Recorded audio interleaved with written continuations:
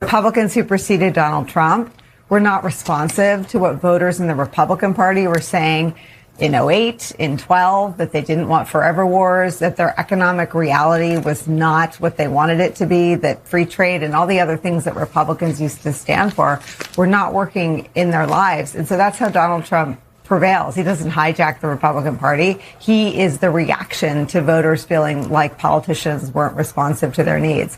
So the fact that he's now creating the exact same dynamic on the other side is, I know we live in post-truth America. I know we live in post-irony America, but it is, to me, one of the great ironies of his inability to recognize this moment. It's such a great point. And just keep it in Michigan. Donald Trump wins in 2016 as a reaction. They think he's going to disrupt politics. He loses in 2020 after voters in Michigan watch his administration. He wins in 2024. So there is that reaction to people thinking someone new's got to come along to change some things or do things differently. So to the second part of my question, Nicolle, the front page of the New York Post, as you might expect, but also the Wall Street Journal editorial page, essentially saying this begins now, the nomination of El Sayed, as the Journal puts it, the march of the El Sayed Democrats, the march of Democrats to the left, which the paper believes benefits Republicans. Are they right? I mean, the Journal, if you, again, look at the same 10-year swath, hasn't been right about a lot, and they've done more laundering of Donald Trump's real sort of character atrocities than anyone else by trying to cherry pick the things that happen to align with what they stand for. So I wouldn't put a lot of credence in that. I think that there are bigger brand problems that Democrats have, and they're in that first point, right? I think a lot of voters just want someone that'll fight for their feeling that nothing is going their way, that even when they vote for change, they don't get the change they're looking for. I think there are a lot of candidates David Jolly is the Democratic nominee for governor in Florida. James Tallarico is someone that Joe Rogan said he wished would win for president because, quote, he's a good person. And I think that the Wall Street Journal cherry picking one race to focus on is certainly their prerogative. But if you look at the Democratic Party trying to, again, be responsive to what voters have said, they have a pretty diverse field of candidates on the ballot in November. And that doesn't mean the Journal will focus on that. I'm sure they'll focus on this race instead. But I think the reality for people when they're struggling and when everything is getting more expensive, and Trump doesn't seem to know where he is. I mean, Trump used to be very good at speaking to that economic anxiety and tying it to some crazy stuff. He called it the weave.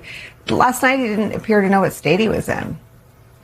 Yeah, and I think we've seen from Trump, he's lost touch. He used to have, like him or dislike him, the guy had a real finger on the pulse of what the country, or at least his base, cared about. And I think that has really faded, in part because of this bubble he lives in now. Frankly, it's striking that he was out in the country at all. He so rarely does that.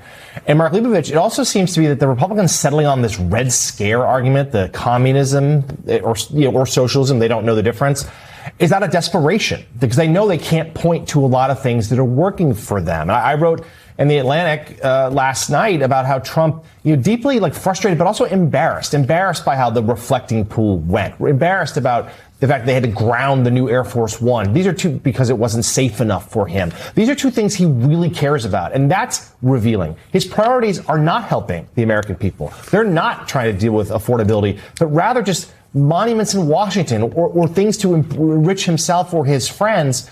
And we're seeing him lash out, and that's just reinforcing the idea, and polls reflect it, Americans think he simply is out of touch and doesn't care about what they're going through. I mean, I think in many ways that was reflected in the remarks that were played earlier. I mean, he seems like he's mailing it in a little bit. I mean, I think the whole Red Scare thing sort of conjures the idea, certainly the 50s. It's like, okay, people have asked sort of rhetorically over the last several years, okay, so let's make America great again. When was this mythical America that Donald Trump always talks about? I mean, I guess there's sort of this rough idea that it was around maybe the 40s and 50s or something. And that's the Red Scare. But obviously, not a single mention of Mike Rogers, the opponent of Abdul El Sayed, who is, a candidate who can definitely win statewide in Michigan, who's been, he's pretty moderate. He could appeal quite well to the electorate there. And obviously the Democrats are really rolling the dice with this guy. I mean, this is not a united front.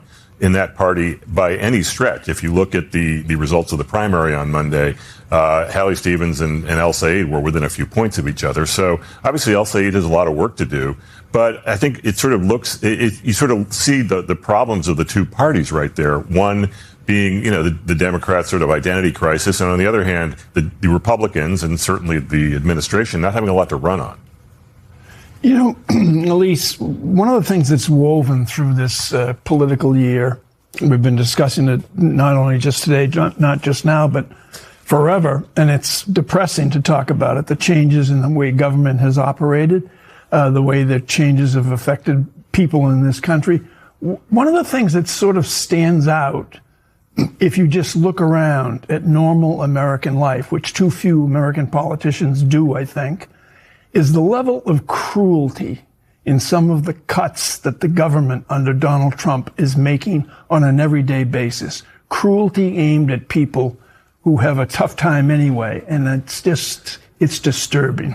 Well, and also the cuts that are aimed disproportionately to punish blue states.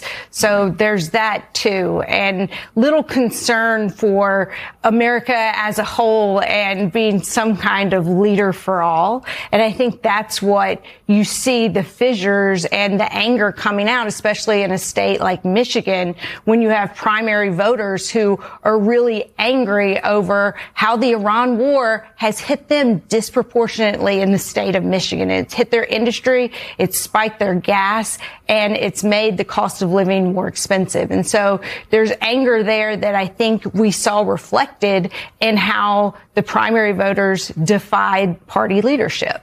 And in Nevada, where he was yesterday, gas is way up, tourism is way down, and he mocks the idea of affordability. He stands there at an affordability event.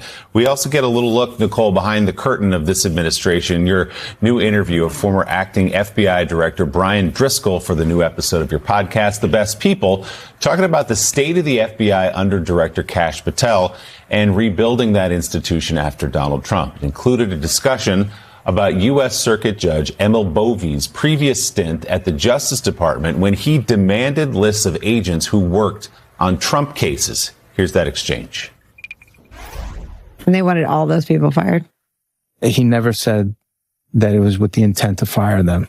However, to hand over a list while also having digested all of the rhetoric coming from outside of our building, elsewhere in the executive branch and elsewhere in the government, I, again, made a personal assessment and decided that I was unwilling, unless it was told to me that it was a legal order, to submit the true names of almost, if not more than 6,000 FBI employees who worked those sensitive investigations against the people that were held responsible.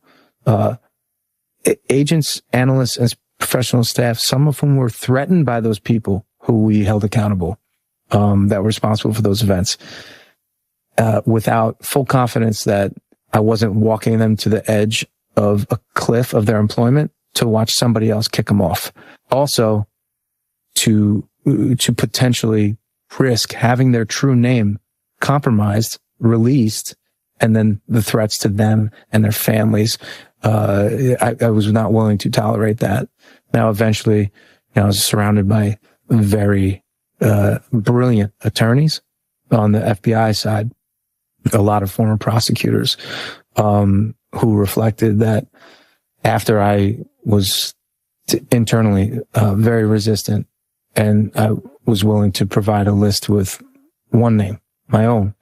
And that's not, I'm not saying that to be like, look at me, I'm a martyr. Not at all. But just to give him a scalp. Yeah. So, Nicolle, let's remind people, Brian Driscoll was the acting FBI director on day one, January 20th, 2025, of this Trump administration, and was asked, for example, to unmask, as he said, FBI agents who worked on January 6 cases and refused to do so. Yeah, and there were 6,000 people who touched the January 6 cases. It was, as we all know from covering it, this extraordinary crime that took place on live television. And it was, on the other side, the largest crime ever investigated by the FBI. What's interesting to me, to pick up on Mike Barnacle's point about cruelty, is that the retribution campaign that Donald Trump has talked about really since the first day of his first term. I mean, he first was known to want to indict Hillary Clinton and Jim Comey in 2017. So he's always wanted to use the FBI and the Department of Justice to prosecute his enemies and shield himself. That's a forever thing about Donald Trump. The retribution campaign only happens in the second term because men like ML Bobe and Todd Blanche become Trump's willing accomplices in carrying that out. And that's what, to me, is so shocking, because never before has someone gone into that building and been willing to purge people who stand on the line between the United States of America and Al-Qaeda, between the United States of America and ISIS, between the United States of America and Russia, between the United States of America and China. And what they've done in purging anyone that worked on a case where Donald Trump happened to be the target of the Mar-a-Lago investigation, for example, he absconded national defense information. So that's why national security people were involved in that case, to try to figure out what sources and methods could have been compromised by all the stuff in those white boxes that, again, are just demonstrably true acts that Donald Trump engaged in. And so to listen to him talk about the really hundreds of years of people who protected this country after 9/11 from anything like that ever happening again was really, really, really chilling. Nicolle, as you know, just from talking to Brian Driscoll, I would imagine, that they lost a lot of really talented people who were fired at the FBI. Did Brian Driscoll have any thoughts about how long or whether it's possible to rebuild the FBI to some commensurate level that it was 4 or 5 years ago? So he's dying to go back in. He said he'll go in and clean the canine dog kennels. He'll go in and drive a truck, or he'll go in and help rebuild it. And he said that of the 6 associate directors who were fired very early in his tenure, that he hasn't pulled them all, but he's not heard of anyone who isn't also willing to go in and rebuild this institution they love.